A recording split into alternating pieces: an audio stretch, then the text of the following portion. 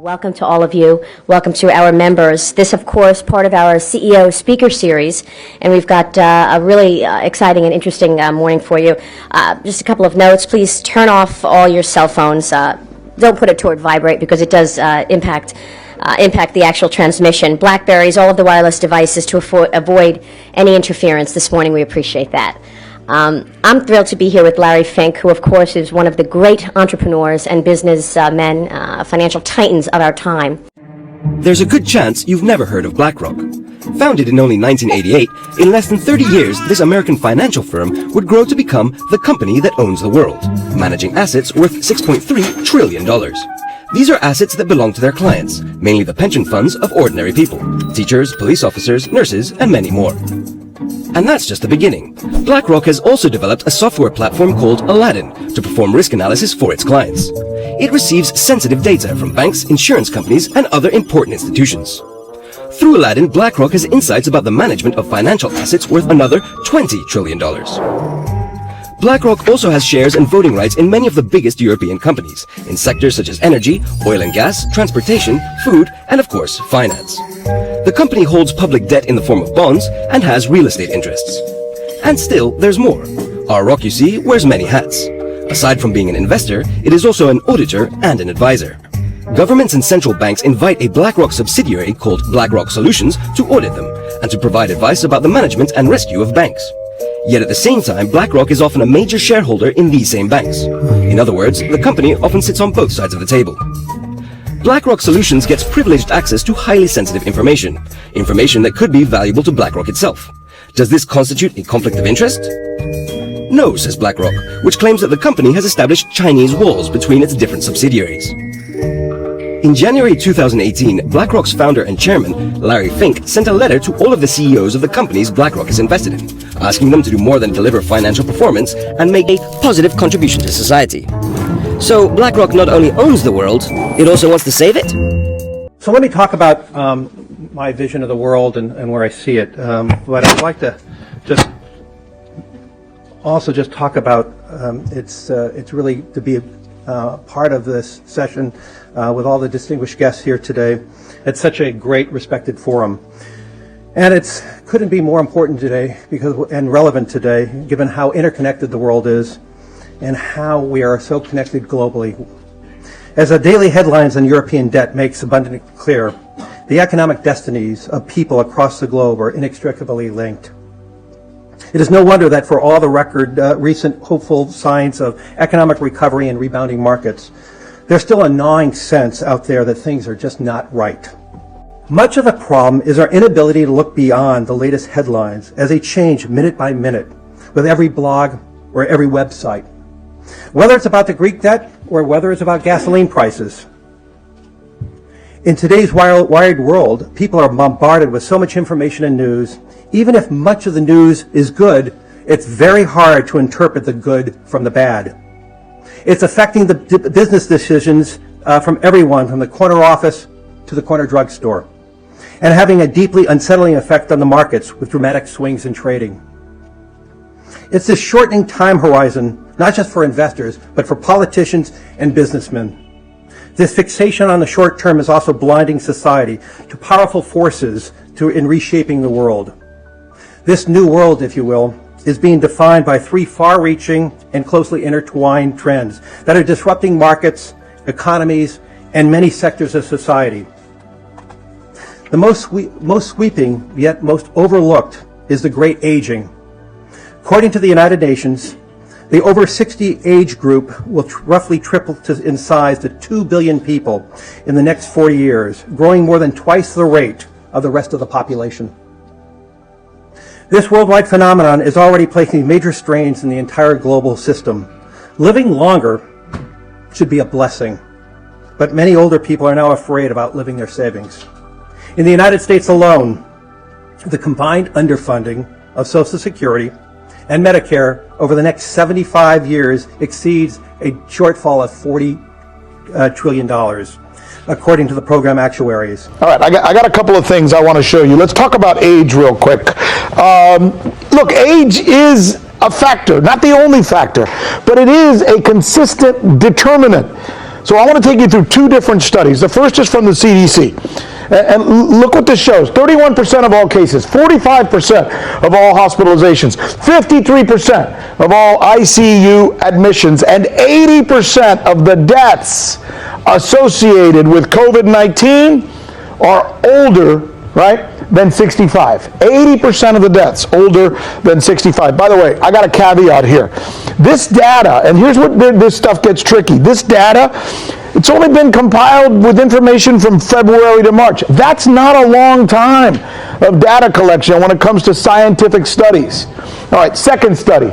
Let's go to the China study. There it is. All right, this is the China study. You may have heard, a lot of people have been referring to this. Breaking down age, right? 0 to 20 years of age, 1 in 10,000 die. This is the mortality rate, the lethality rate. People ages 20 to 29, 6 in 10,000 die. People ages 30 to 39, 1 in 1,000 die. People from the age of 40 to 49, 3 in 1,000 die. Now here's where things start to move. Let me see the next part of this graph. Now we get into the hundreds, right? And this is important for you to know. You start looking at your own odds, right? Where do I fit in this, right? Ages 50 to 59, 1 in 100 die. Right? 60 to 69, 4 out of 100 die. Now let's go 70 to 79. That's a dramatic change. 70 to 79, 9 in 100 die. And then when you get to be over the age of 80, 13 out of 100 die. See, how useful is this? Well, this is useful, right? Because numbers generally don't lie. But what they don't tell us, and this is important, what they don't tell us is a complete story. Why? Because the story is not nearly complete yet. This virus is still only months old. And that's not enough to pick apart and examine all the different variables. So the best we can do is report to you what all the tendencies and all the findings are so far. When I was a kid, the disaster we worried about most was a nuclear war. That's why we had a barrel like this down in our basement filled with cans of food and water. When the nuclear attack came, we were supposed to go downstairs, hunker down, and eat out of that barrel. Today, the greatest risk of global catastrophe doesn't look like this. Instead, it looks like this. If anything kills over 10 million people in the next few decades, it's most likely to be a highly infectious virus rather than a war. Not missiles, but microbes. Because I think this is important. It's what we were just talking about. What is it about us, maybe you, that makes you less apt to get sick or even die from this coronavirus? Or maybe more apt to get sick and die from the coronavirus? What is it? It's a lot of stuff, so we want to break this down for you. Joining us now, Michelle Greenstein, who's been working on the numbers and looking into what the science is saying on this, which is the most important. We're going to break it down through different categories, and the first category I'd like to begin with, is it about our immune system? The immune system is really important because that's the difference between what may become a mild case and what may become a severe case, right? The worst cases of COVID-19 actually trigger an overreaction by the immune system, which in some cases can actually have a counterproductive effect, right? So immune cells can enter the lungs, and that can cause the membrane that oxygen needs to go through to... Did you just say... So the immune system is supposed to fight disease. Right. The immune is the defense. It's the army inside of our bodies. The enemy comes in, we fight it.